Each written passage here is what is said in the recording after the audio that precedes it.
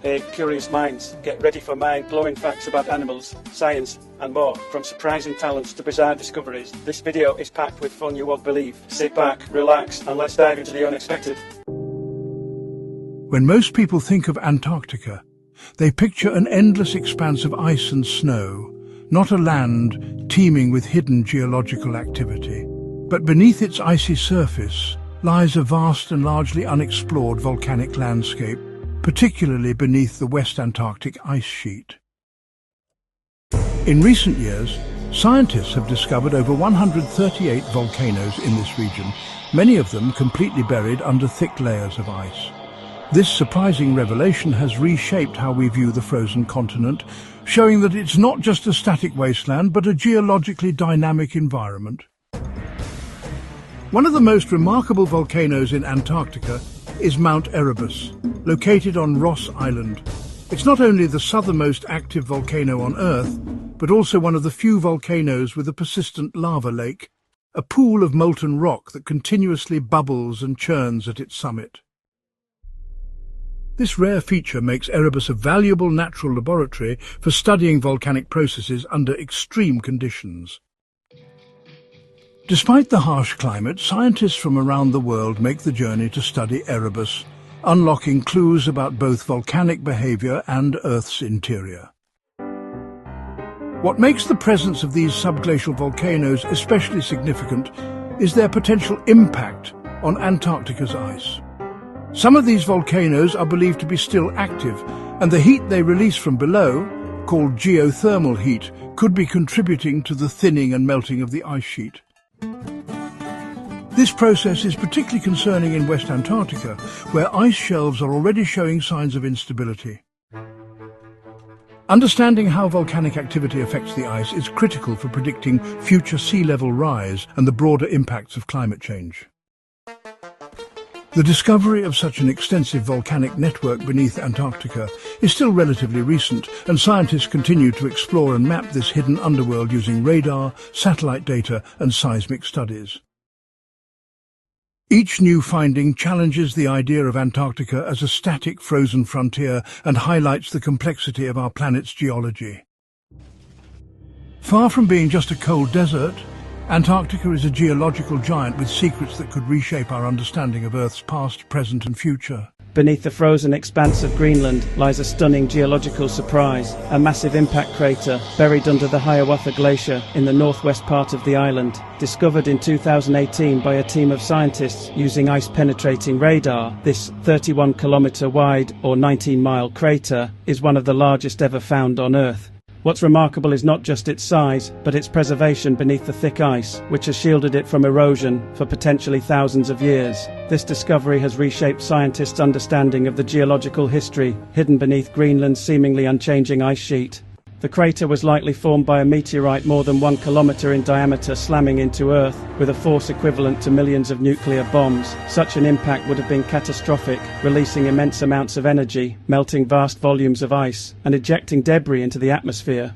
Some researchers speculate that it could have triggered dramatic environmental changes, potentially contributing to a sudden cooling event known as the Younger Dryas around 12,000 years ago, though the exact timing of the impact is still under debate. What makes this discovery so fascinating is how it pushes the boundaries of what we thought possible to find beneath massive ice sheets. Scientists used a combination of satellite data, radar imaging, and glaciological modelling to detect the crater's round shape and raised rim beneath more than a kilometre of ice. Samples collected from nearby rivers also revealed shocked quartz and other signs of a high-energy impact, further supporting the theory that a massive space rock struck Greenland in the relatively recent geological past. This hidden crater is not only a reminder of Earth's violent encounters with objects from space, but it also highlights the mysteries still waiting to be uncovered beneath Greenland's ice. As climate change accelerates ice melt, previously inaccessible geological features may come to light, providing crucial insights into Earth's past and its dynamic processes. Greenland, often seen only as a frozen expanse, is in fact a complex and geologically active land, still holding ancient secrets beneath its surface.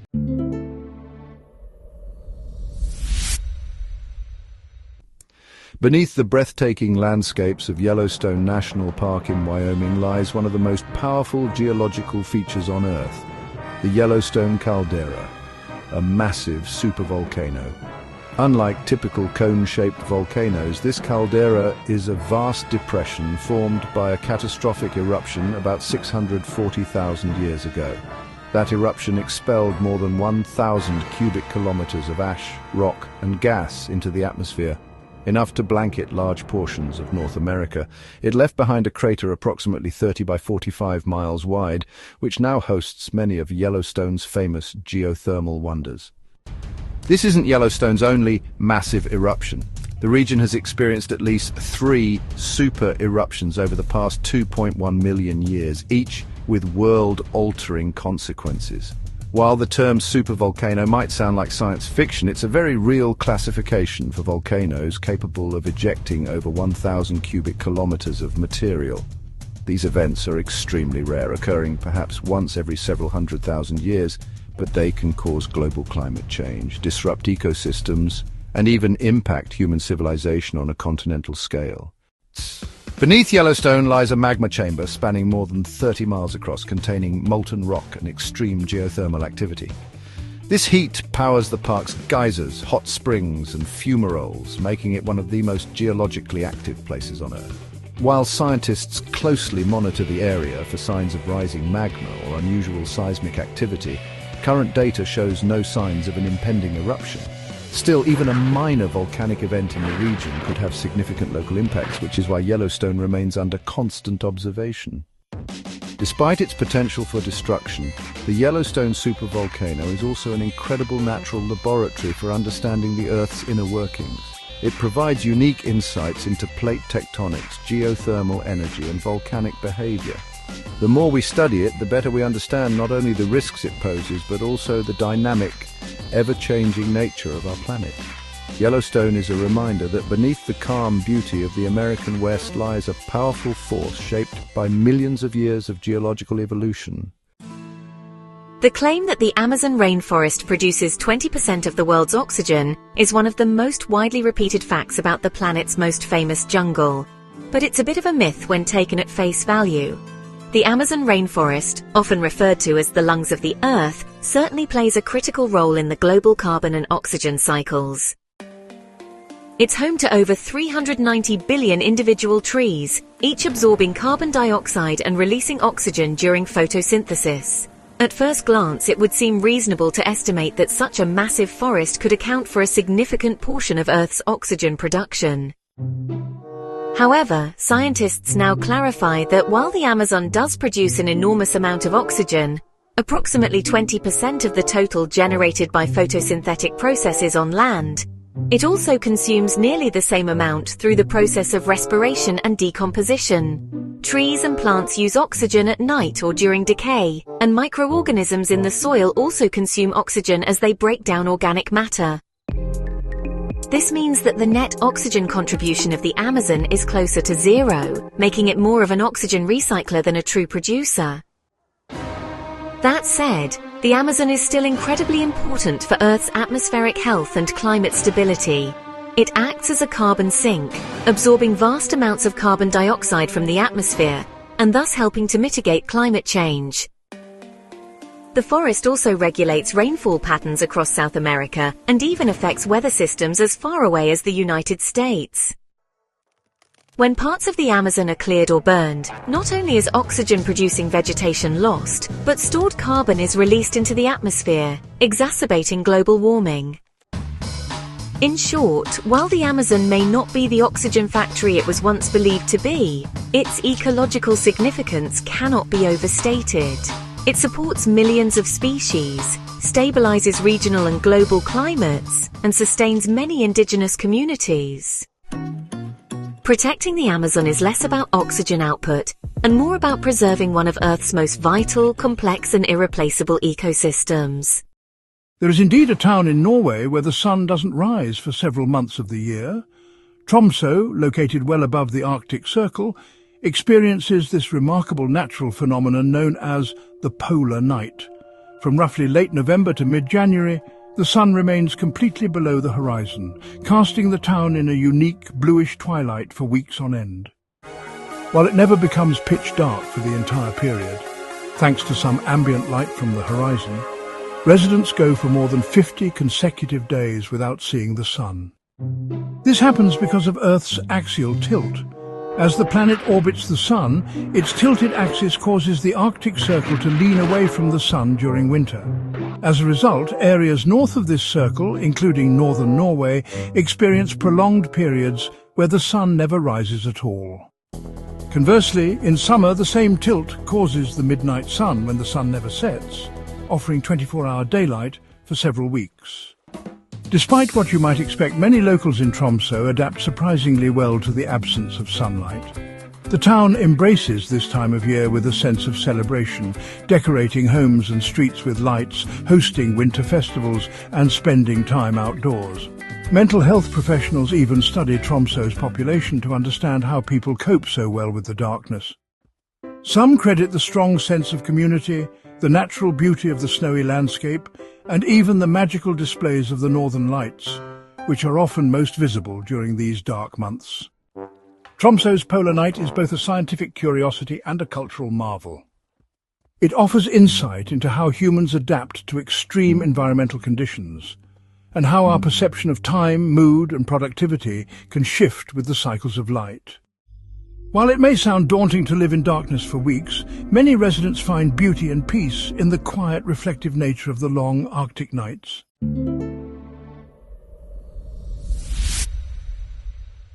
England's gentle hills and green countryside may not seem dramatic at first glance, but beneath this tranquil landscape lies the story of a truly colossal past. Around 400 million years ago, during a time known as the Caledonian Orogeny, England was part of a mountain range that rivaled the Himalayas in height.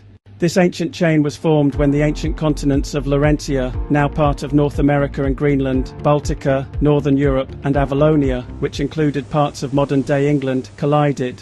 The immense pressure from these tectonic movements caused the Earth's crust to buckle and rise, forming towering mountains across what is now the British Isles. Over time, these Himalayan-scale mountains were worn down by millions of years of erosion. Natural forces like rain, wind, rivers and glaciers relentlessly ground them down into the rolling hills and valleys we see today. Although the peaks have vanished, the roots of these mighty mountains remain deep beneath the surface. In places like the Lake District, the Scottish Highlands and parts of northern England, we still find ancient igneous and metamorphic rocks, geological remnants of that dramatic mountain-building era. The Lake District, in particular, is a key area where this ancient geological activity is most visible. The rugged peaks and exposed rocky outcrops there are composed of some of the oldest rocks in England, dating back over 500 million years.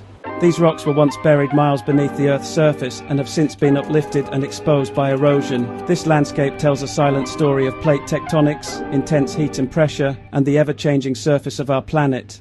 Understanding this deep-time history not only adds richness to our appreciation of England's scenery, but also highlights the dynamic nature of Earth's geology. What appears to be a stable, ancient landscape is actually the product of immense geological forces and continuous transformation. England's past as part of a once lofty mountain range is a reminder that even the calmest terrains can have explosive, mountainous origins, hidden just beneath our feet.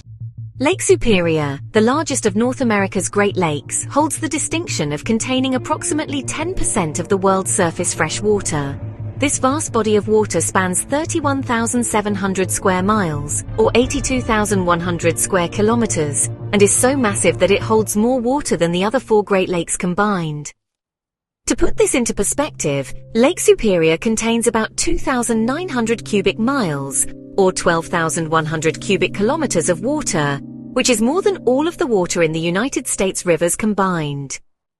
Its sheer volume makes it an essential part of the global freshwater supply, despite being just one of many lakes on Earth. This enormous freshwater reserve is incredibly important for both the ecosystems and the people living in the surrounding areas. The lake is bordered by Canada, specifically Ontario, to the north and the United States, including Minnesota, Wisconsin and Michigan to the south. Its waters are used for many purposes, including drinking water industry and recreation. The lake's surrounding basin is home to millions of people, making it a crucial resource for the nearly 3 million people who live along its shores. Additionally, its fresh water supports a rich variety of plant and animal life, with ecosystems that depend on its clean and abundant supply. Lake Superior's size and significance make it a key part of the Great Lakes Basin, which is the largest freshwater system in the world by total area. In fact, The Great Lakes are so large that they are sometimes referred to as the largest group of freshwater lakes on Earth. The water in Lake Superior is also known for its clarity. It is the clearest of the Great Lakes, with visibility of up to 40 feet, 12 meters in some parts, largely due to its low levels of suspended sediment. However, despite its vast size and volume, Lake Superior faces environmental challenges, particularly from pollution-invasive species and climate change. Industrial activities around the lake, as well as agricultural runoff, have led to water quality concerns in some areas. Efforts are ongoing to preserve the water quality of Lake Superior and ensure that this freshwater treasure remains available and healthy for future generations. Its importance as a critical freshwater resource cannot be overstated, making its conservation vital for both local populations and the wider environment. Alaska's coastline is a true marvel of nature, holding the title of the longest coastline of any state in the United States. Stretching an astonishing 33,000 miles, it surpasses the combined coastlines of all other US states. This vast stretch of shoreline borders both the Arctic Ocean to the north and the Pacific Ocean to the south. In addition to this, Alaska's coastline includes numerous islands, fjords, and peninsulas, many of which are so remote that they remain largely untouched by human development. This expanse of land and water makes Alaska a crucial geographical location for marine life, trade, and indigenous cultures. The sheer size of Alaska's coastline has not only shaped its natural landscape, but also influenced its economy. The state's fishing industry thrives here, as the cold, nutrient-rich waters provide some of the best fishing grounds in the world. Alaskan king crab salmon and other fish species are integral to both the state's economy and local diets. Additionally, the coastline plays a key role in the state's shipping industry, serving as a vital route for transporting goods to and from the remote regions of Alaska. This maritime access is essential for connecting Alaska with the rest of the world, given its distance from the continental United States.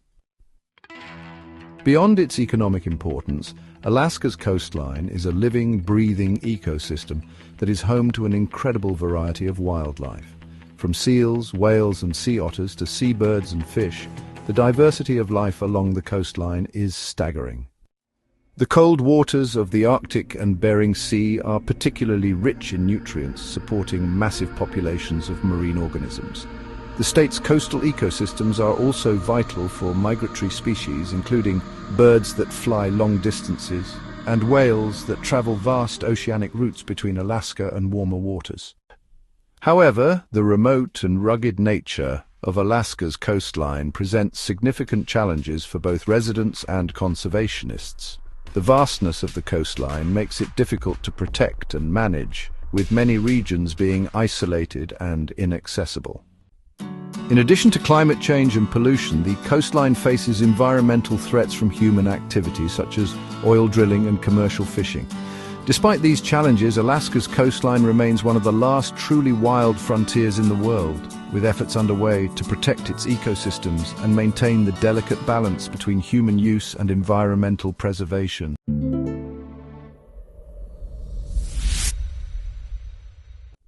Canada holds the impressive distinction of having the longest coastline of any country in the world, stretching more than 202,000 kilometers, or about 125,000 miles. This vast coastal reach is largely due to Canada's unique geography, which includes not only its mainland borders along the Atlantic, Pacific and Arctic Oceans, but also its more than 52,000 islands, such as those in the Arctic archipelago, Vancouver Island and Newfoundland. This immense and diverse coastal environment makes Canada one of the most geographically rich nations on Earth. The sheer length of Canada's coastline gives rise to a remarkable range of climates, ecosystems and wildlife. On the Atlantic coast, you'll find rugged cliffs and fishing villages steeped in history, while the Pacific coast is lush, mountainous and known for its temperate rainforests and marine biodiversity. The Arctic coast, in contrast, is harsh and icy for most of the year, but supports uniquely adapted animals such as polar bears, walruses and narwhals. These coastal environments also play a critical role in the way of life for many indigenous communities, especially those in remote northern regions. Canada's coastline is not only ecologically important, but also economically vital. Coastal industries such as fishing, shipping and tourism are key contributors to the national economy. Ports like Vancouver, Halifax and St. John's are major hubs of international trade. The long coastline also means Canada has vast marine resources and rich fishing grounds, making the stewardship of these waters a major concern. In recent decades, Canada has increased efforts to protect marine environments through the creation of marine conservation areas and sustainable fishing practices. However, managing such a vast and varied coastline presents numerous challenges. Climate change is causing rising sea levels, increased coastal erosion, and threats to marine life, particularly in the fragile Arctic. Additionally, the remoteness of much of the coastline makes it difficult to monitor and protect against pollution, illegal fishing, and industrial development. Despite these hurdles, Canada's coastline remains a source of national pride and international significance, offering not just natural beauty, but also critical ecological and cultural value. Tucked away near the bustling city of Naples lies one of the most powerful yet lesser-known volcanic regions in the world, the Campi Flegrei, or Phlegreian Fields. Unlike the dramatic peaks of Mount Vesuvius or Mount Etna, Campi Flegrei appears as a broad, low-lying area, dotted with steaming fumaroles, hot springs and calderas. Beneath this quiet surface, however, lies a supervolcano, a massive geological structure capable of eruptions far more powerful than any in recent human history. It's a place where the Earth's crust is thin and geothermal energy bubbles just below the surface. The Campi Flegrei has a violent history. Around 39,000 years ago, it unleashed one of the largest eruptions Europe has ever seen, the Campanian Ignimbrite eruption, which spewed enormous amounts of ash and gases into the atmosphere. This event may have triggered a volcanic winter and is even believed by some scientists to have played a role in the decline of Neanderthals in Europe. Since then, the region has had several smaller eruptions, with the most recent occurring in 1538, when a new volcanic cone, Monte Nuovo, was formed in just a few days. Today the area remains highly active geologically, showing signs of bradyseism, a phenomenon where the ground gradually rises or falls due to subterranean magma movements. This makes the region a focal point for volcano monitoring, as even small shifts could indicate a potential eruption. Because Campi Flegrei is surrounded by dense urban areas, including parts of Naples, an eruption could be catastrophic, both in terms of human life and economic impact. That's why the Italian government and global scientists have made monitoring this area a top priority. Despite its ominous potential, Campi Flegrei offers an incredible window into Earth's geological past and future. It's a natural laboratory for studying supervolcanoes and the immense forces that shape our planet. For travellers, it's also a unique place to witness the intersection of history, myth and science, where the ancient Romans once built bathhouses on hot springs and modern researchers install sensors to track volcanic unrest. Campi Flegrei is a vivid reminder that Italy's beauty is more than skin deep. Das den asti, dixin finus, das den geisti, kanja kaisi, das it demoventain dastis, das deities, and thus it's a land shaped by powerful, often hidden forces. One of the most recognizable trademarks of Mr. T, besides his mohawk and gruff voice, was his massive collection of gold chains. But what many people don't know is that these weren't just flashy fashion statements or props from a jeweler. In fact, many of the chains Mr. T wore originally came from fans and customers when he worked as a nightclub bouncer and bodyguard. Back in the late 70s and early 80s, he worked in some rough Chicago clubs where fights and altercations were common. After scuffles, he would often collect jewelry left behind or lost during the chaos, especially chains and other gold items. Rather than keep them in storage or discard them, he began wearing them as a way to make a statement, and it quickly became part of his larger-than-life image.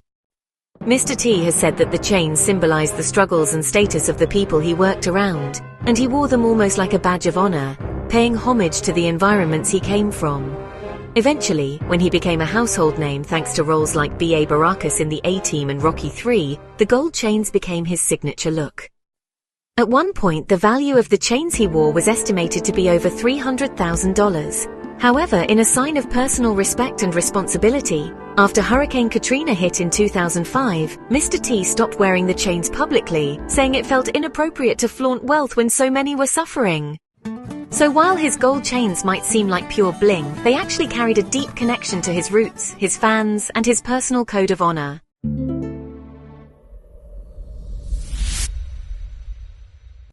Michael Jackson composed music for Sonic the Hedgehog 3. Yes, the King of Pop really did work on music for Sonic the Hedgehog 3, but it was shrouded in secrecy for years. Back in the early 1990s, Michael Jackson was a huge fan of video games, and he had a working relationship with Sega. In fact, Sega had previously collaborated with him on the Moonwalker arcade and console games. When Sonic 3 was in development, Jackson was brought on board to compose tracks for the game, working alongside his team of musicians including Brad Buxer, a longtime collaborator and keyboardist. However, things took a turn when Michael Jackson was accused of child molestation in 1993, right around the time Sonic 3 was nearing completion. Sega, fearing public backlash, reportedly decided to distance the game from Jackson and removed his name from the credits. According to some reports, there was also dissatisfaction on Jackson's end with how the music sounded through the Genesis sound chip. He didn't want to be associated with what he considered low-quality audio output. But here's where it gets interesting. While Sega denied his involvement for years, numerous fans and music experts noticed similarities between tracks in Sonic 3 and Jackson's musical style. For example, the Ice Cap Zone theme bears a strong resemblance to a track Buxer co-wrote with Jackson called Hard Times. Other in-game tunes have been linked to songs like Stranger in Moscow, which came out after Sonic 3, suggesting MJ may have recycled unused music. In 2009, Brad Buxer confirmed that Jackson had indeed worked on the music for Sonic 3. Over time, several team members and developers also corroborated the story. So even though his name never appeared in the game credits, Michael Jackson's signature sound is embedded in Sonic 3's DNA. It's one of those fascinating intersections of gaming and pop culture that fans still geek out about to this day. From the very beginning, Breaking Bad aimed to get the science as close to reality as possible, especially since the story centered around Walter White, a high school chemistry teacher who turns to cooking methamphetamine. To make this credible, series creator Vince Gilligan brought in real chemistry experts to consult on the scripts, the lab setups, and the terminology used throughout the show. One of the most well-known consultants was Dr. Donna Nelson, a chemistry professor from the University of Oklahoma. She volunteered her expertise to help ensure that the show's scientific aspects were as accurate and understandable as possible. Dr. Nelson reviewed scripts and provided feedback on the chemical processes depicted in the show, suggesting real reactions, correcting terminology, and even helping with lab safety practices. She worked closely with the writers to make sure that even when the show bent reality for drama, it still respected the boundaries of what was scientifically plausible. For example, while the exact purity of Walter's blue meth, a whopping 99.1%, is more symbolic than realistic, the chemistry behind many of the methods and materials he uses is rooted in truth. Nelson also helped actors understand the reactions they were mimicking, so they could appear convincing in their roles. Of course, the show didn't always stick strictly to reality. There were times when scientific accuracy was sacrificed for the sake of plot or cinematic effect, like the infamous scene where Walt uses fulminated mercury to create a dramatic explosion. In real life, this wouldn't have worked quite as cleanly or dramatically, but it was grounded in an actual chemical compound. The goal was never to create a how-to guide, but to present enough accurate science that the story felt believable without being bogged down by complexity. Interestingly, the show's commitment to chemistry even sparked increased interest in science among viewers. Teachers reported students becoming more engaged in chemistry classes, asking questions about reactions they saw on the show. Dr. Nelson herself said she was pleased that Breaking Bad helped bring science into pop culture in a new, albeit dark way. The show didn't glamorize meth production. It used science as a storytelling tool to explore morality, ambition, and identity. Thanks to its consultants and sharp writing, Breaking Bad achieved a rare feat in Hollywood, making chemistry thrilling, terrifying, and emotionally powerful all at once. The launch of MTV marked a seismic shift in the music industry. On August 1st, 1981, at 12:01 a.m., the world witnessed the birth of a new era in music entertainment. This wasn't just another television channel. It was a revolution that would forever change how we consumed music. Video Killed the Radio Star made history. When MTV launched on August 1st, 1981, at 12:01 a.m., the very first music video it aired was Video Killed the Radio Star by the Buggles. It wasn't just a catchy, synth-heavy song from the late 70s. It was a bold, almost prophetic choice. The song's message was all about how video and technology were changing the landscape of music, effectively eclipsing the golden age of radio. So when MTV, an entire television channel dedicated solely to music videos, chose that track to launch its new platform, it sent a clear, self-aware message.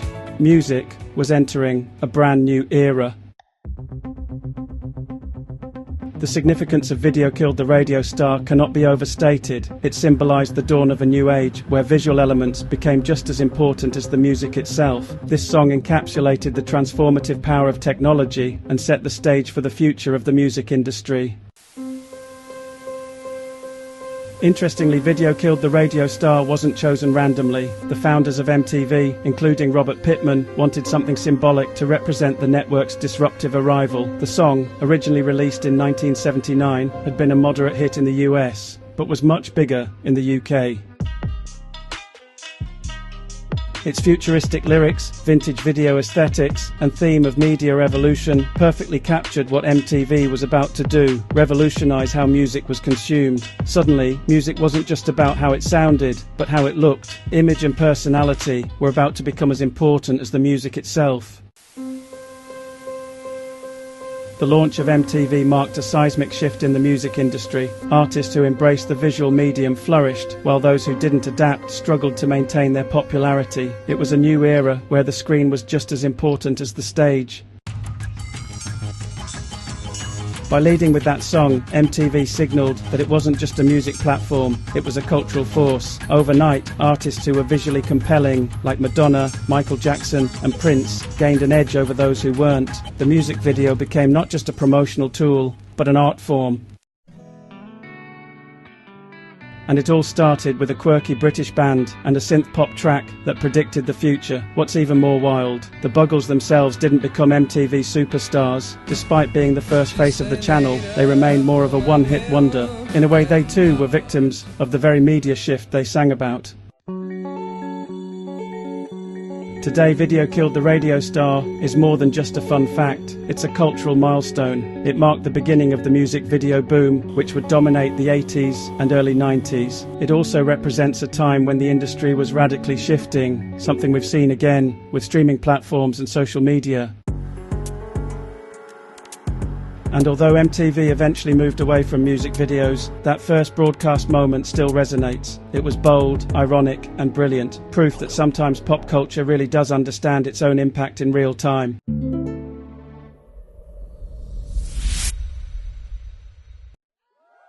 At the height of his fame in the 1910s and 1920s, Charlie Chaplin was the face of silent film comedy.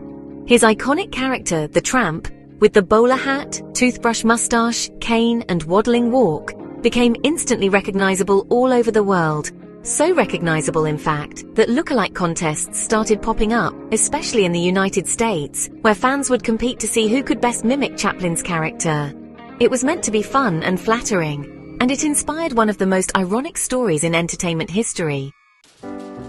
According to Chaplin's own account and several stories that circulated for decades, he once entered one of these contests incognito, without revealing his identity, just for fun. The exact date and location have been debated. Some sources say San Francisco, others say a theater in California during a local fair, but the story goes that Chaplin genuinely wanted to see how he stacked up against imitators impersonating, well, him.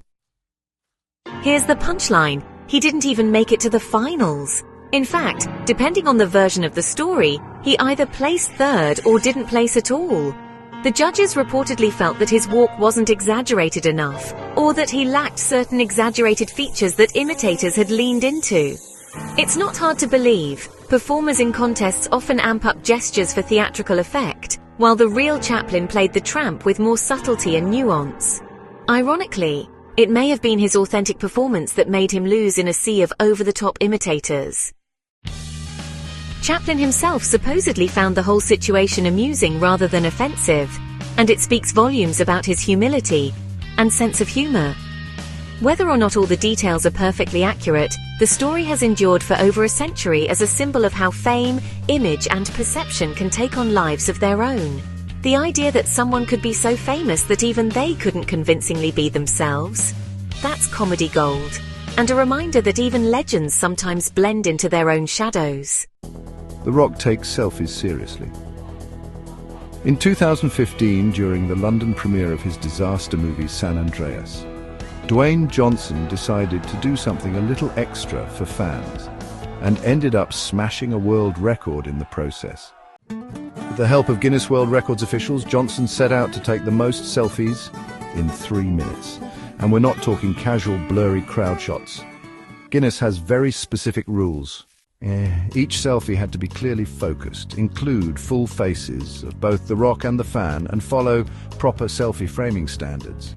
It was selfie hustle at the highest level.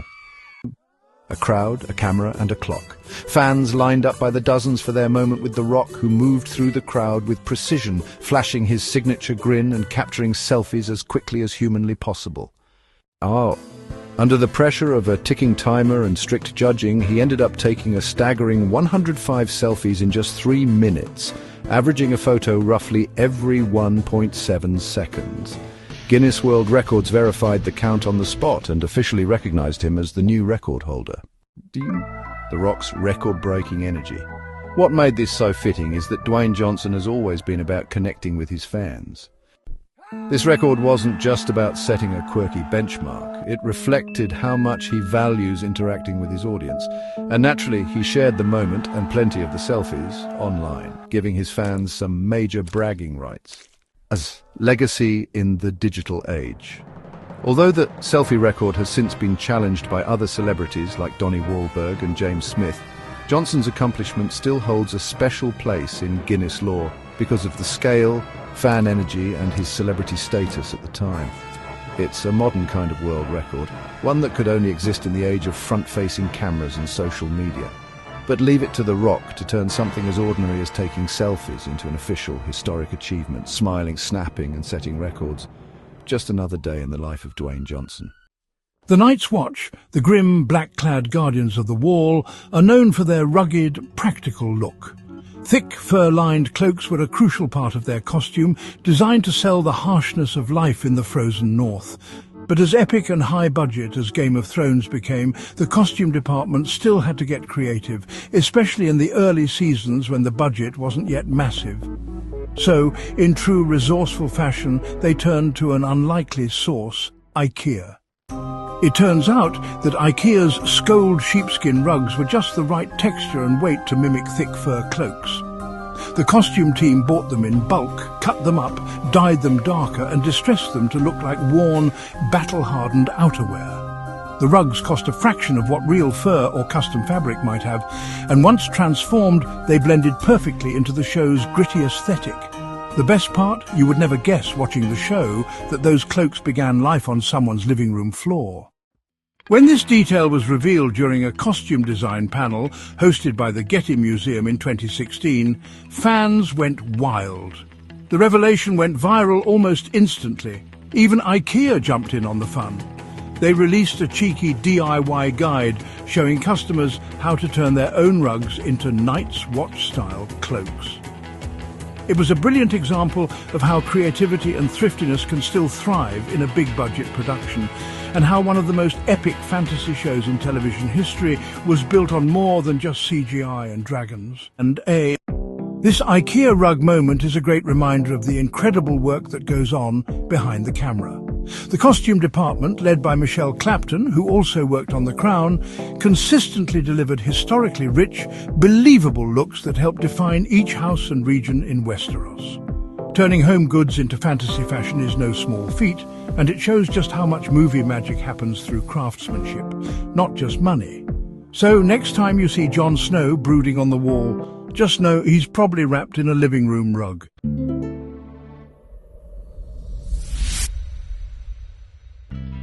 The record holder for the longest movie ever made is a Swedish experimental film titled Logistics, created by Erika Magnusson and Daniel Andersson. It was completed in 2012 and has a total runtime of 857 hours, or 35 days and 17 hours, non-stop. But this isn't your average cinematic experience. It's more of a conceptual art piece than a narrative film. The creators weren't aiming to entertain in a conventional sense. They were making a statement about modern consumerism, production, and the invisible infrastructure that drives our global economy. But this isn't your average cinematic experience. It's more of a conceptual art piece than a narrative film. The creators weren't aiming to entertain in a conventional sense. They were making a statement about modern consumerism, production, and the invisible infrastructure that drives our global economy. The premise is deceptively simple. The film follows the entire journey of a pedometer from its point of sale all the way back through the supply chain to the factory where it was made in Bao'an, China.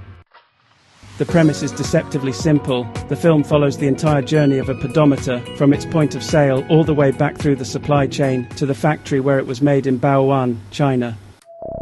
But here's the twist, it's all filmed in real time. That means long uncut sequences of transport, handling, shipping and production. There are scenes showing cargo on trucks, ships moving through ports, time in storage and factory workers at their stations. The camera observes, but it doesn't comment, making viewers confront the sheer scale and monotony of the global logistics system.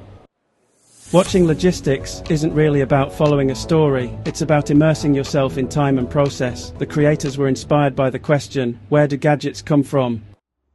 Watching Logistics isn't really about following a story, it's about immersing yourself in time and process. The creators were inspired by the question, where do gadgets come from?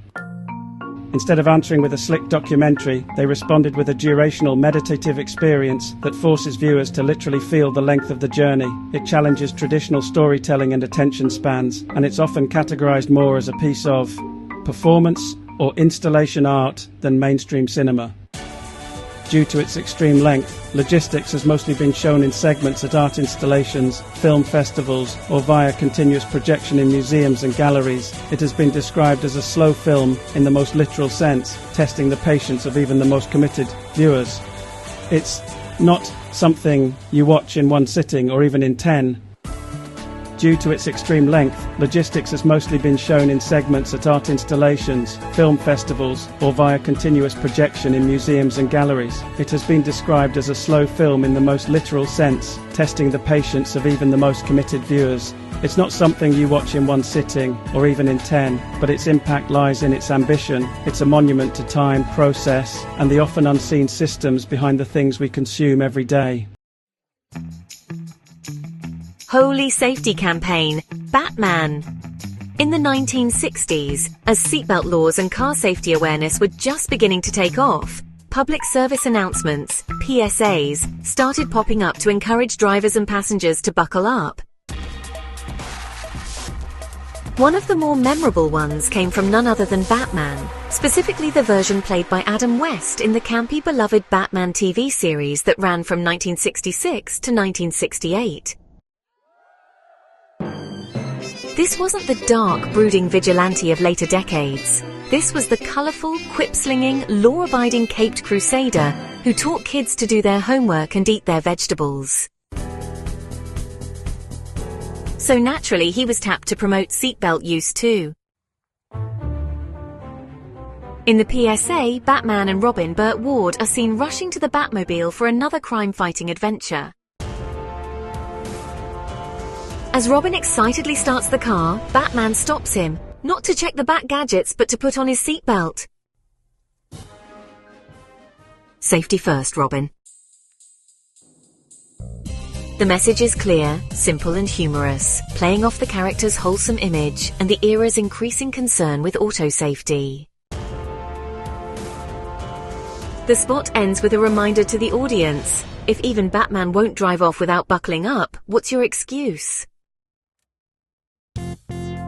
This PSA worked because it blended entertainment with public safety messaging in a way that felt light-hearted, but still effective.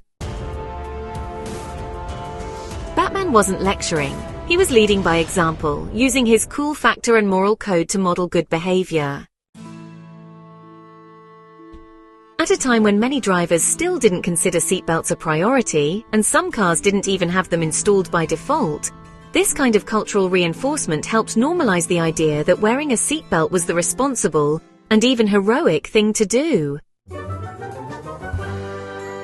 This wasn't the last time superheroes were used for public service campaigns. Over the decades, comic book characters have championed everything from anti-drug efforts to environmental causes. But the Batman seatbelt PSA stands out because of its simplicity and charm. It's been rediscovered and shared countless times online, becoming a nostalgic touchstone for both safety advocates and Batman fans. It's also a reminder that even the most extraordinary heroes care about everyday actions. And sometimes saving lives starts with something as small as a click. The Simpsons first aired in 1989, making it the longest-running American scripted TV series ever. That longevity has given its writers countless opportunities to joke about politics, technology, celebrities, science, and society. But what makes the show truly fascinating is how many of those jokes, sometimes throwaway gags, ended up coming true. From tech developments to political events, some of the show's moments feel like they were lifted straight out of the future. The most iconic one? Donald Trump becoming president. In the 2000 episode Bart to the Future, Lisa mentions inheriting a budget crisis from President Trump. It was meant as a ridiculous punchline at the time, but 16 years later it became reality, another eerie one. In 2012, The Simpsons showed a scene where Disney buys 20th Century Fox. And guess what happened in 2019? Yep, Disney bought Fox in real life. The show also predicted things like smartwatches, video calls, autocorrect fails, and even Higgs boson-like equations on chalkboards years before scientists confirmed them. The writers of The Simpsons have addressed this phenomenon, and most agree it's a mix of smart forecasting and the law of large numbers. When a show runs for over 30 years, makes hundreds of cultural jokes and hypothetical scenarios, some are bound to hit the mark eventually. But what makes it stand out is how specific some predictions have been. Not just general trends, but precise events and inventions. That's what keeps people fascinated and a little spooked. Ultimately, The Simpsons serves as a snapshot of our hopes, fears, and absurdities over time. It doesn't just predict, it reflects. Its ability to nail trends is a testament to the sharpness of its writers and their understanding of the world's direction. Whether it's forecasting censorship debates, political instability, or virtual reality tech, the show's track record has made fans constantly ask, what did The Simpsons say about this? It's not magic. It's satire at its sharpest. Despite covering over 70% of Earth's surface, the ocean is still one of the least explored frontiers on the planet. According to NOAA, the US National Oceanic and Atmospheric Administration, more than 80% of the ocean has never been mapped, observed, or even seen by humans. That includes the vast deep-sea areas, underwater mountain ranges, trenches, and ecosystems that exist in total darkness, miles below the surface. Exploring the ocean is incredibly difficult. The immense pressure at deep depths can crush most human-made equipment without serious engineering. Light doesn't reach the deeper zones, making visibility nearly zero. Add to that freezing temperatures, complex terrain, and the sheer size of the ocean, over 360 million square kilometers, and it becomes clear why it's such a challenge. In fact, we've mapped more of the surface of Mars and the Moon than we have of Earth's ocean floor. What little we've explored has revealed an astonishing variety of life, some of it truly alien-looking. Deep-sea vents host entire ecosystems without sunlight, fish that glow in the dark through bioluminescence, and species that defy classification. Every expedition into the deep seems to uncover new species, many of which exist nowhere else. From shipwrecks to ancient underwater landscapes, the ocean holds countless secrets, some geological, some biological, some historical. Uncovering the mysteries of the ocean isn't just about curiosity, It has serious scientific, environmental, and even medical implications. Studying ocean ecosystems helps us understand climate change, discover new materials or medicines, and protect endangered marine life. The oceans play a vital role in regulating the Earth's atmosphere and weather. So the more we explore, the better we can protect this delicate and vital part of our planet. That nostalgic, earthy smell of freshly cut grass isn't just a sign of a neat lawn, it's actually a silent scream. When grass is mowed or damaged, it releases a group of chemicals called green leaf volatiles, or GLVs. These airborne compounds are responsible for that distinct scent we associate with summer days and fresh lawns. But what they actually signify is something far more intense. The plant is in distress, sending out an SOS to its surroundings. These GLVs are part of the plant's defense mechanism. When blades of grass are torn, the plant interprets it much like an injury. The release of these compounds can warn nearby plants of potential danger, such as insect attacks or physical damage. In response, neighboring plants may start ramping up their own defenses, producing chemicals to deter pests or prepare for possible harm. It's a subtle form of communication, one that happens all around us, silently and chemically. Interestingly, some insects and animals have evolved to interpret these signals as well. For example, certain parasitic wasps are attracted to GLVs because they know those signals often mean a caterpillar or other herbivore is nearby, munching on the plant. So while we humans might enjoy the scent as a pleasant byproduct of yard work, in the natural world, it can set off a whole chain reaction of survival tactics.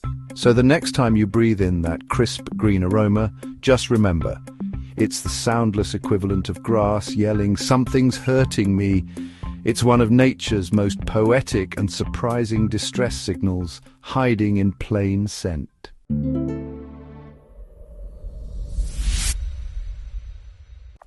Scotland's famously unpredictable and often wintry weather has inspired something truly poetic. The Scots language has over 421 different words for snow. This abundance isn't just linguistic trivia.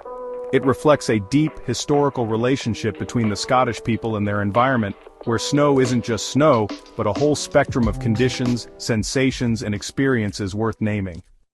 Many of the words are beautifully descriptive and specific. For example, flindrican refers to a light snow shower, snawpowther describes fine, powdery snow, and skelf means a large, floating snowflake. There's even sneezel, which means to begin to rain or snow. These aren't modern inventions either. Many of them appear in historical texts, local dialects, and oral traditions passed down through generations. It's a linguistic reflection of the fact that in places where snow is frequent and varied, people naturally develop more nuanced ways to talk about it. This richness in vocabulary also speaks to the Scots language itself, which is distinct from English and has many regional variants. It's known for being expressive and deeply tied to the landscape. The plethora of snow words has even been officially documented and celebrated by institutions like the University of Glasgow, which created a Scots thesaurus to catalog and preserve this kind of linguistic heritage. In a broader sense, the idea that Scots have 421 words for snow mirrors a universal truth language often evolves in direct response to the natural world around us. Just as desert cultures have many terms for sand or Arctic peoples have detailed vocabularies for ice, the Scottish people's many words for snow remind us that our environment shapes how we think, feel, and speak. Yes, you really can smell rain, and there's a fascinating science behind that fresh, earthy scent that rolls in with a storm. That distinct smell is known as petrichor, a term coined in 1964 by two Australian scientists, Isabel Joy-Bear and Richard Thomas. They were the first to study the phenomenon in detail and name the compound responsible for this atmospheric aroma. Petrichor is the combination of several natural substances, but the most important ingredient comes from soil-dwelling bacteria. One key player is a compound called geosmin, which is produced by certain types of actinobacteria in soil. When the ground is dry, this compound builds up. Then, as rain begins to fall, the water hits the earth and causes the geosmin to become airborne in tiny aerosol droplets. Our noses are incredibly sensitive to geosmin. Even small concentrations can trigger a strong sensory response. That's why the smell of rain can seem so strong, especially after a long dry spell.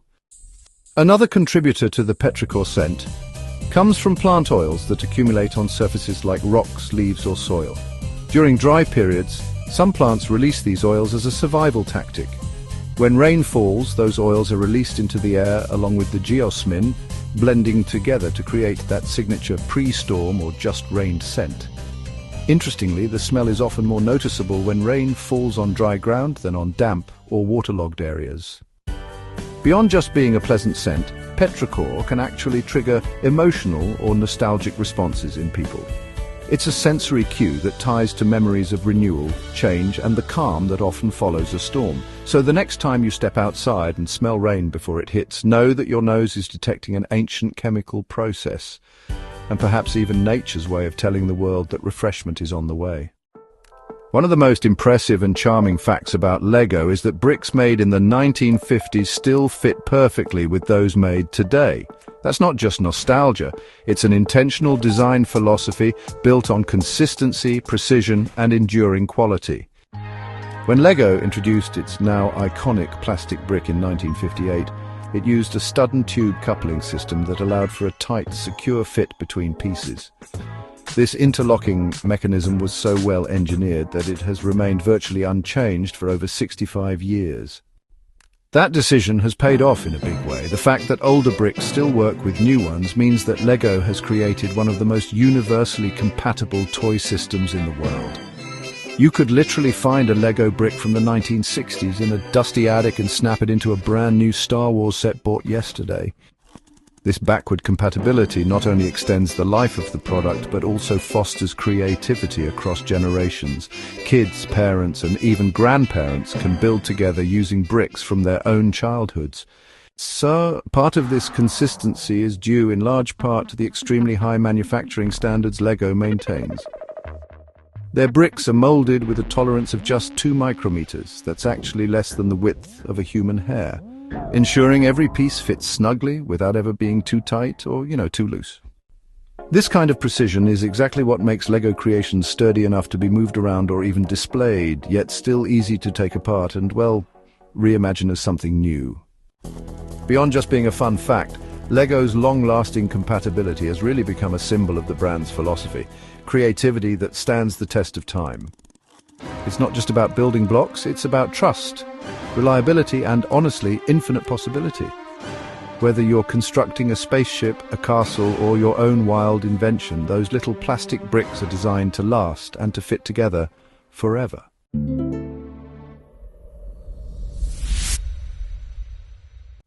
One of the most fascinating quirks of the octopus lies within its own body. It has 3 hearts, and believe it or not, one of them stops beating when it swims. This isn't science fiction. It's a real biological feature that showcases just how unique and honestly alien-like octopuses truly are among Earth's creatures. Here's how it works. 2 of the octopus's hearts are known as branchial hearts, and their job is to pump blood through each of the animal's gills, where it collects oxygen from the surrounding water. The third, called the systemic heart, is the one that sends oxygenated blood from the gills to the rest of the body. So in essence, the octopus has a circulation system that's partially divided between gill function and full body supply, allowing it to efficiently manage oxygen in its watery world. Now, here's where it gets even stranger. When an octopus swims, its systemic heart actually stops beating. Scientists believe this is due to the physical exertion and pressure involved in its jet propulsion swimming method, which forces water through its siphon for fast movement. The systemic heart's pause during swimming temporarily halts the distribution of oxygenated blood to the rest of its body, which is part of why octopuses generally prefer crawling along the seafloor rather than swimming. It's less taxing and, more energy efficient. This quirky cardiovascular setup is just one part of what makes octopuses so biologically remarkable.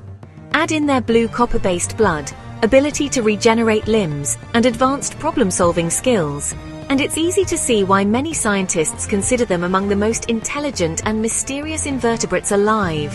Their 3-heart system is more than a curiosity. It's a finely tuned adaptation to a life of stealth, agility, and deep-sea survival. Your taste buds, those tiny sensory organs that help you experience flavor, are constantly being replaced. In fact, the average lifespan of a taste bud is only about 10 to 14 days. That means your mouth is in a near constant state of renewal, with old taste buds dying off and new ones forming in their place.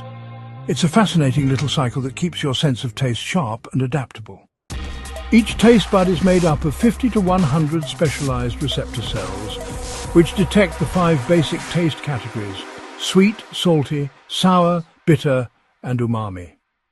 These cells work by sending signals to your brain through nerves, telling you what you're tasting. But like many other cells in your body, they undergo regular wear and tear from things like heat, chewing, spicy foods, and, well, just general aging. Because of this, your body replaces them often to maintain a functioning sense of taste. The regeneration process is influenced by several factors. Age, smoking, illness, medications, and even stress can affect how quickly your taste buds regenerate, or if they regenerate fully at all. For instance, smokers often experience dulled taste because nicotine can damage the taste buds and slow their regrowth. Similarly, people undergoing certain cancer treatments may temporarily lose their sense of taste because those therapies can harm the fast-replicating cells in the mouth, including taste buds. Interestingly, while the cells within a taste bud regenerate frequently, the overall number and sensitivity of taste buds can decrease over time, especially with age. That's one reason older adults often experience a change in how foods taste, particularly a diminished sensitivity to sweet and salty flavors. Still, thanks to this constant cycle of renewal, your sense of taste remains one of the most resilient and dynamic sensory systems in your body. So the next time you savor your favorite dish, you might just be using a whole new set of taste buds from the week before.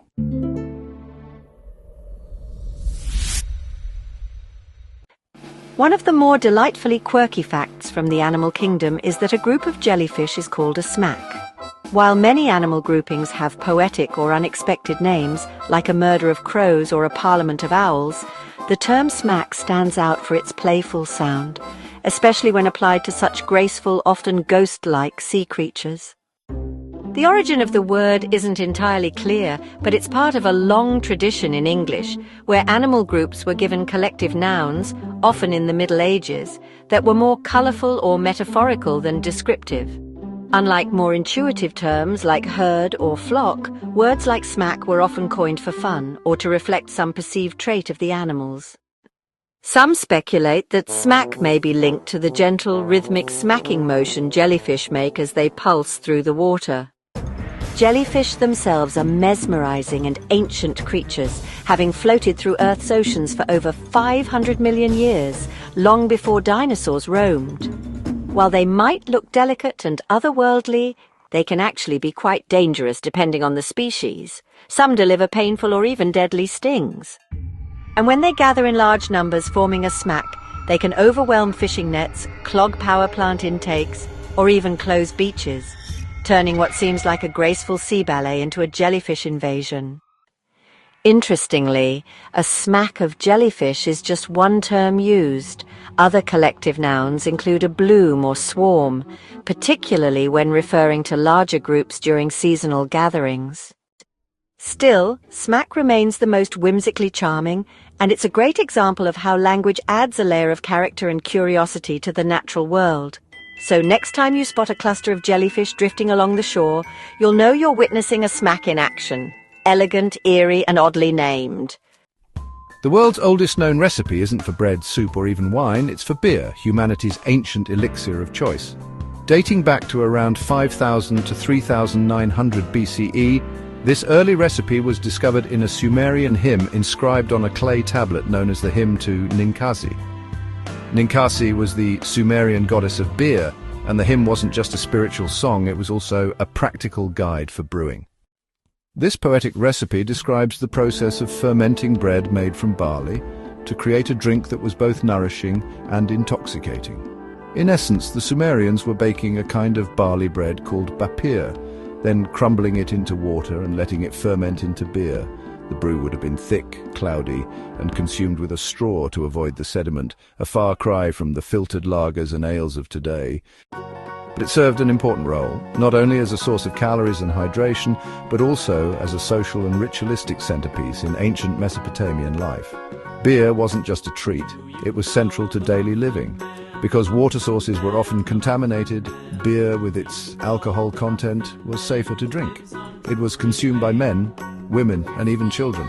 Workers were sometimes paid in beer, and there were dozens of beer varieties brewed by different communities. The fact that the first recorded recipe in human history is for beer shows just how embedded it was in early civilization structure. What's amazing is how this ancient tradition continues today. Modern brewers and archaeologists have tried recreating the Sumerian beer using the techniques described in the hymn, even crafting brews that mimic the cloudy, malty taste of the original. So in a way, every pint poured today carries echoes of a tradition that stretches back over 6,000 years. A reminder that brewing beer isn't just an art form, it's a historical thread connecting ancient and modern cultures, one fermentation at a time.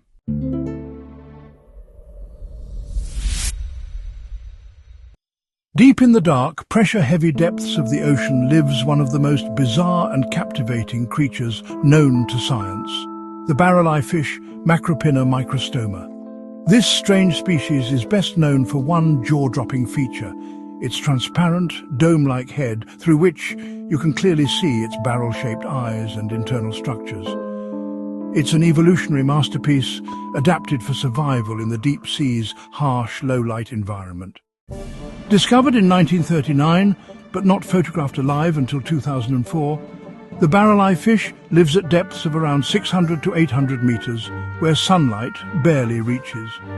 For decades, its unique physiology baffled scientists. What looked like two eyes at the front of its head turned out to be nostril-like organs, while its real eyes are tube-shaped and set deep inside the transparent dome, giving it the appearance of a sci-fi creation rather than a real animal. These eyes can rotate both upward to spot prey silhouetted above and forward when it's feeding, allowing for remarkable visual precision in the pitch-black ocean. The see-through dome that encases the eyes is filled with fluid and acts as both a protective shield and a lens, helping the fish filter out ambient light and focus on bioluminescent prey. This adaptation gives the Barreleye a serious survival advantage, allowing it to detect the faintest glimmers of light in its otherwise lightless environment, ideal for spotting jellyfish, small crustaceans and other drifting organisms in the deep. Despite its eerie appearance, the Barreleye fish is only about 6 inches long and moves slowly and gracefully through the water, using its large, flat fins for stability. It's a reminder of how alien and undiscovered the deep ocean truly is, and how life down there evolves in ways that defy our expectations. The Barreleye is a living example of nature's strange ingenuity, delicate, mysterious, and perfectly adapted to a world most of us will never see.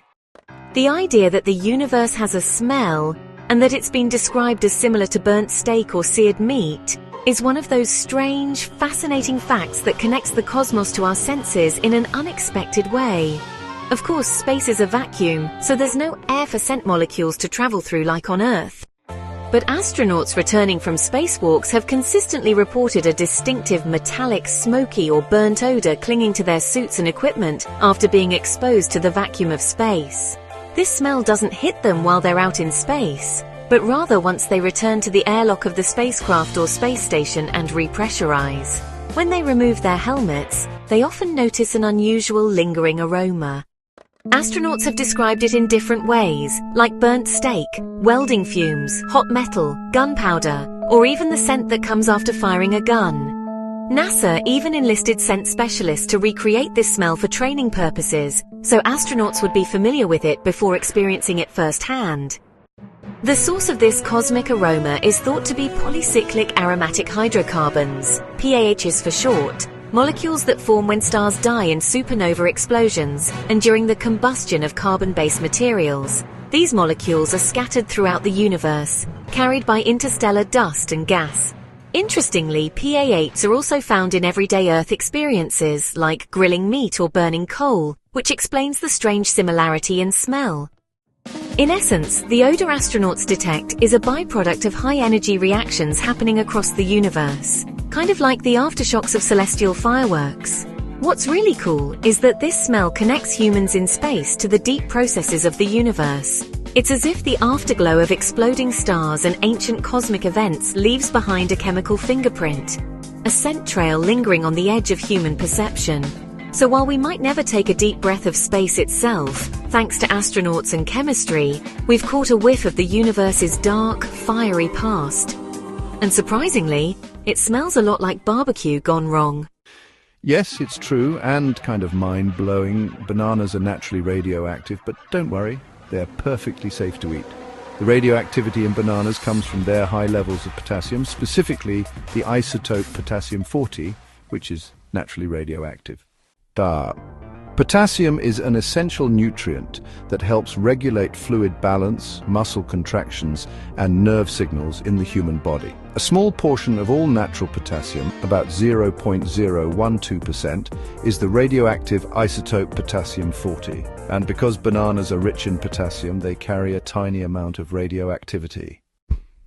This radiation is so minimal that it's harmless. In fact, it's so minor that scientists use the concept of the banana equivalent dose as a fun, informal way to explain radiation exposure to the public. Eating one banana exposes you to about 0.1 microsieverts of radiation. Ta-tam!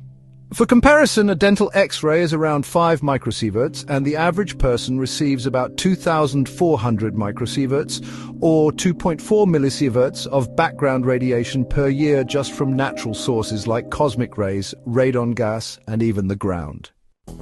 To put it into perspective, you'd have to eat around 10 million bananas at once to die from radiation poisoning. Long before that, you'd have serious potassium overdose problems. So despite their radioactivity, bananas are still a healthy snack and a great source of nutrients like vitamin B6, vitamin C, and dietary fiber. Interestingly, the banana's radioactive nature has even been used to illustrate concepts in nuclear physics and environmental science. Shipments of bananas have been known to trigger radiation sensors at ports and border checkpoints, not because they pose a danger, but because the sensors are just that sensitive. This also shows how even natural sources of radiation are all around us, not just in power plants or medical equipment. So yes, bananas are radioactive, but not in a way that should worry you. Instead, it's a quirky, fascinating example of how natural elements and nuclear science intersect in everyday life. Proof that the universe likes to sneak science into our snack time.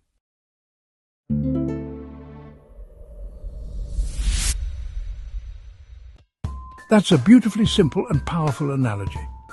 If Earth were the size of a basketball, the Moon would be the size of a tennis ball about 25 feet away. It's a scaled-down model that helps us grasp the vastness of space and the actual relationship between the Earth and its closest celestial neighbour, the Moon.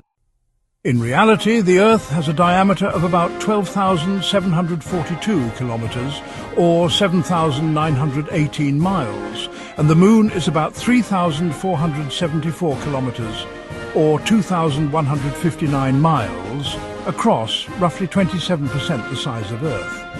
The average distance from the Earth to the Moon is about 384,400 kilometres, or 238,855 miles. These numbers are hard to picture, which is why this basketball-tennis ball model is such a helpful visualization. If we shrink the Earth down to the size of a standard basketball, about 24 centimeters or 9.5 inches in diameter, and scale everything down proportionally, the Moon would be around 6.4 centimeters or 2.5 inches in diameter, about the size of a tennis ball. At this scale, the average distance between them would be about 7.3 meters or 24 feet, roughly the length of a small room or a parking space and a half. This simple mental image instantly gives us a sense of how far the Moon really is in relation to its size and how empty the space between Earth and Moon truly is. Even more mind-blowing, in that same scale model, the International Space Station would be orbiting less than half an inch above the basketball's surface, and commercial jets would fly barely a fraction of a millimeter above. The Sun, on the other hand, would be a 26-foot wide sphere about the size of a small building over 2 miles or 3.2 kilometers away. This analogy also helps highlight just how impressive the Moon landing was. Apollo astronauts had to travel what would be the equivalent of 25 feet in a straight line from a basketball to a tennis ball through total emptiness with 1960s technology. In space terms, the moon is close, but even close in space is mind-bogglingly far. So next time you're holding a basketball and see a tennis ball across the room, you're looking at a tiny model of our cosmic backyard and the vast stretch of nothingness that separates us from our lunar companion. When two black holes collide and merge, they release a tremendous amount of energy in the form of gravitational waves, ripples in the very fabric of space-time. These waves, first predicted by Einstein's general theory of relativity, travel across the universe, carrying the signature of the cataclysmic event that created them. And here's where it gets really cool. While we can't hear gravitational waves with our ears, scientists have converted them into sound, and the result is a brief, high-pitched chirp. The first time we ever heard this cosmic chirp was in 2015, when the Laser Interferometer Gravitational Wave Observatory, or LIGO, detected gravitational waves for the first time in history. The waves came from the collision of two black holes over 1 billion light years away. When the data was converted into audio frequencies, the sound resembled a short, ascending whoop, a quick, rising chirp that lasted just a fraction of a second. That simple sound marked the birth of a new era in astronomy. So why does it sound like a chirp? As the two black holes spiral toward each other, they orbit faster and faster, sending out gravitational waves at increasing frequency and amplitude. Right before they merge, the energy output spikes dramatically in what's called the inspiral and merger phase, which causes the pitch of the wave to rise sharply, like the sound of something speeding up just before impact. It's almost like a cosmic zip that ends in silence after the black holes become one. What's incredible is that this chirp represents a mind-blowingly violent event, the collision of objects with masses dozens of times greater than our sun, warping space-time itself. Yet when we translate that into sound, it's so gentle, so brief, just a soft little chirp in the cosmic night. It's the ultimate paradox, a titanic event rendered into something we can hear and comprehend, thanks to physics, technology, and a bit of creativity. Since 2015, dozens more gravitational wave detections have been recorded by LIGO and its European counterpart Virgo, giving us more chirps from different black hole mergers, and even one from a neutron star collision, which produced both a chirp and a flash of light, giving us both an audio and visual on a single cosmic event. These detections are helping scientists map out the universe in a completely new way by listening to it. So yes, if your ears were sensitive enough and adapted for gravitational waves instead of sound waves, you could hear the universe itself whispering through the cosmos, and black hole collisions, they'd sound just like a chirp in the dark.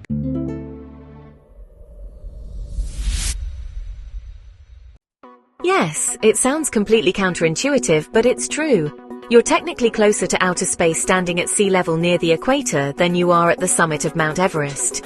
This fascinating fact is all thanks to the shape of the Earth, which isn't a perfect sphere but rather an oblate spheroid.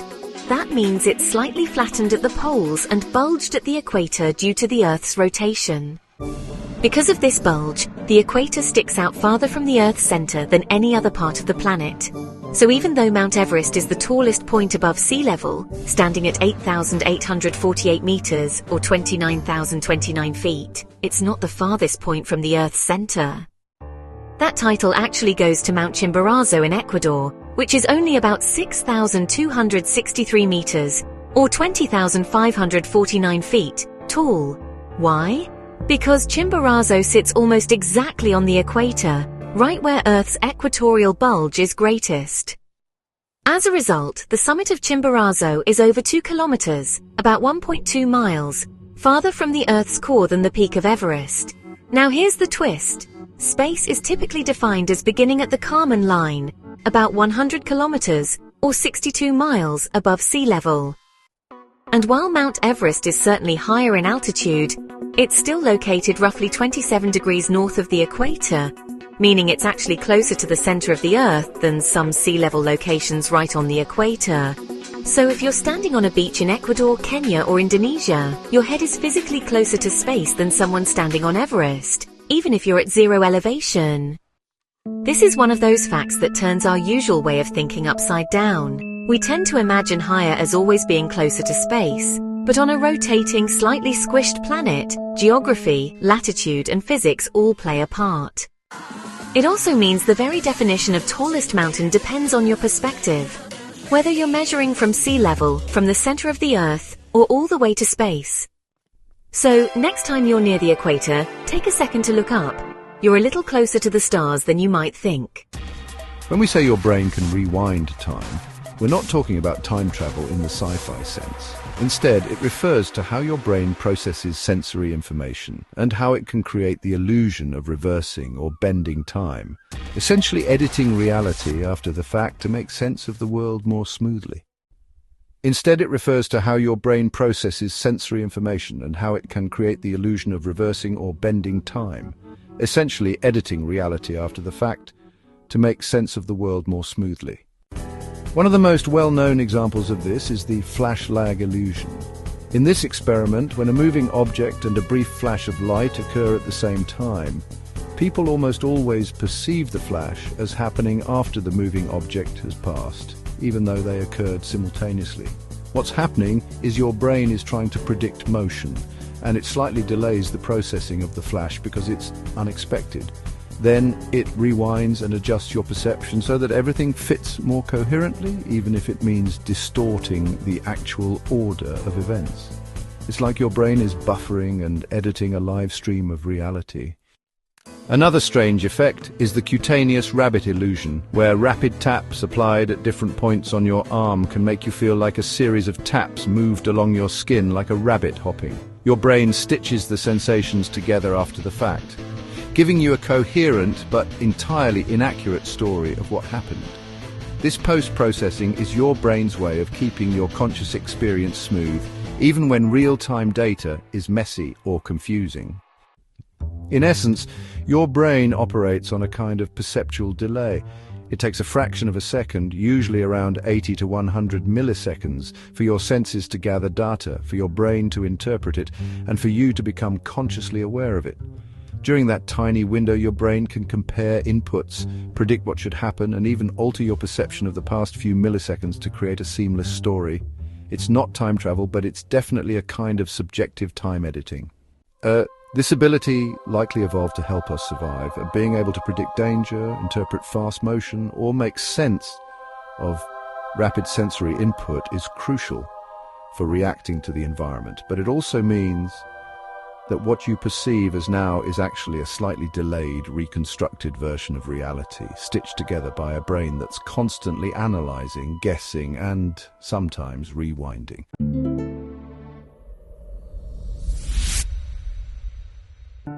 This is one of the most poetic truths in all of science. The atoms in your body are billions of years old, and many were forged in the hearts of ancient exploding stars. In a very real, very literal sense, you are made of stardust. Let's break it down. Most of the matter in your body, carbon, oxygen, nitrogen, calcium, iron and so on, didn't exist in the early universe. When the Big Bang happened about 13.8 billion years ago, it produced mainly hydrogen and helium, the two simplest elements. That was it. Heavier elements, the kind you need to build planets, plants, animals and people, were created later inside the fiery cores of stars through a process called nuclear fusion. Over millions to billions of years, stars acted like element factories, fusing lighter atoms into heavier ones. But those elements didn't just stay locked inside stars. At the end of their lives, massive stars explode in spectacular supernovae, releasing all those freshly forged elements into space. These explosions scatter carbon, oxygen, iron and all the other ingredients of life across the cosmos. That stardust floats through the galaxy, eventually clumping together to form new stars, planets and eventually life. Our solar system, including Earth, was born from one such cloud of debris about 4.6 billion years ago. The iron in your blood, the calcium in your bones, the carbon in your cells, all of it was created in stars that died long before Earth was even formed. The hydrogen in your body is even older, going back to the Big Bang itself. So, you're not only made of stars, you're made of the first materials the universe ever created, blended with the ashes of ancient stellar giants. This realization reshapes how we see ourselves. You're not just a product of biology and evolution, you're also a cosmic artifact, part of an unbroken chain of events stretching back to the birth of the universe. Every breath you take, every heartbeat, is powered by atoms with a history billions of years in the making. It's humbling, awe-inspiring and deeply beautiful. You are the universe becoming aware of itself. This is one of those quietly epic facts about our planet. The Earth's rotation is gradually slowing down, and in the far future, a day on Earth will be longer than 24 hours. In fact, it's estimated that in about 140 million years, a single day will last 25 hours. That's right, future Earthlings, or whatever life exists then, will experience longer days, not because of some dramatic event, but because of a slow, invisible tug-of-war playing out over eons. This gradual slowdown is mainly due to the gravitational interaction between the Earth and the Moon, a process known as tidal friction. The Moon's gravity pulls on Earth's oceans, creating tides, but because the Earth rotates faster than the Moon orbits, those tidal bulges are always just slightly ahead of the Moon. This creates a subtle drag, which transfers some of Earth's rotational energy to the Moon. As a result, the Earth spins a little slower, and the Moon slowly drifts farther away by about 3.8 centimeters, or 1.5 inches per year. Right now, the Earth takes about 24 hours to complete one full rotation, but this wasn't always the case. When the Earth was young, a day was much shorter, around 4 to 6 hours long. Over billions of years, it's been steadily slowing. Ancient fossilized corals, which laid down daily growth rings, reveal that hundreds of millions of years ago, there were over 400 days in a year, meaning days were shorter than they are now. The shift to a 25-hour day won't happen anytime soon. It's a slow cosmic process. By the time we get there, continents will have completely rearranged themselves, and life as we know it may have evolved or vanished entirely. Still, this gradual change reminds us that even things that seem constant, like the length of a day, are fluid on a geological timescale. It also highlights just how deeply interconnected everything in our solar system is. The Moon, though small, plays a massive role in Earth's rhythms, not just with tides, but with time itself. So the next time you glance at a clock or mark your calendar, remember, the way we measure time is literally a byproduct of celestial mechanics, and it's slowly but surely changing.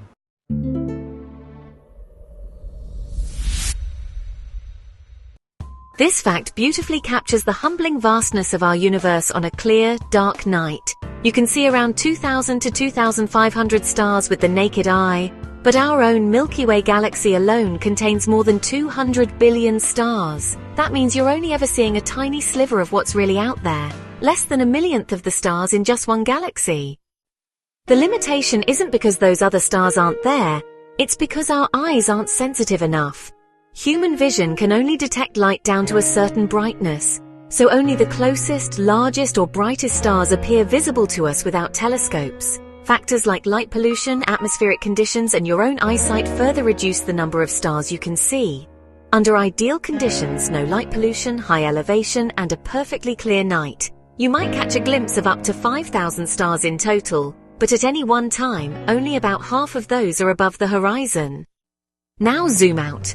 The Milky Way is a vast spiral galaxy stretching over 100,000 light-years across, with hundreds of billions of stars, many with planets, moons, and possibly even life. What we see as the Milky Way band in the night sky is actually just a side-on view of our galaxy's dense core, filled with billions of stars so tightly packed that their light blurs into a soft glow. You're not seeing the whole galaxy, you're seeing a crowded street lamp-lit alley of it. Even more mind-bending? The Milky Way is just one galaxy among perhaps 2 trillion in the observable universe. That means the total number of stars in the universe is estimated to be around 1 septillion, a number so big it's practically incomprehensible. And yet, from Earth, we see only a few thousand pinpricks of light, giving us the illusion of a quiet, still sky. This contrast between what we can see and what actually exists is a reminder of how limited our perception is, and how much of the universe remains hidden from our direct view. But it's also inspiring. Every one of those stars you can't see is a sun in its own right, possibly with its own system of planets. And maybe, just maybe, other beings staring up at their own sky wondering the same things. This one taps into a phenomenon we all feel but rarely understand. Time seems to speed up as we get older. Summers fly by, years blur together, and before we know it, entire decades feel like they've passed in a blink. But why does this happen? One of the most compelling explanations is rooted in proportional perception. The idea that each year feels shorter because it represents a smaller fraction of your total life. Think of it like this. When you're 5 years old, A single year is 20% of your entire life, a huge chunk of time in your personal timeline. Everything feels new, every experience is fresh, and your brain is constantly forming new memories. That's why time in childhood feels expansive. The days are packed with novelty and your brain is absorbing everything at full speed. But by the time you're 30, a year is only about 3.3% of your life. At 50, it's just 2%. Because each year is a smaller piece of the puzzle, it feels like less time in comparison. Your mind starts to compress time, not just mathematically, but psychologically. And as routine takes over and novelty fades, your brain forms fewer unique memories. Another reason why time seems to pass more quickly. Days filled with repetition and routine don't register as deeply as the novelty of childhood experiences, making time feel like it's slipping away. There's even a name for this line of thinking. The ratio theory of time perception. It's not just a poetic idea, it's grounded in cognitive science. Our brains seem to perceive the passage of time in a logarithmic, not linear fashion. In other words, time doesn't feel like it ticks evenly. It feels like it compresses as we age. This can sound a bit bleak, but it also has a silver lining. We can slow down our perception of time by injecting novelty into our lives. Traveling to new places, learning new skills, changing routines, and even being more mindful can make time feel richer and fuller. In a way, you can stretch your experience of time not by changing the clock, but by changing how you fill your hours. So the feeling that time speeds up isn't a trick or a flaw, it's a natural mathematical consequence of aging. But it's also a quiet reminder to stay curious, stay engaged, and keep making memories that matter. Thank you for watching. We hope these mind-blowing facts left you amazed and inspired. Don't forget to like, subscribe, and hit that notification bell because there's plenty more where that came from. Stay curious, and we'll see you in the next one.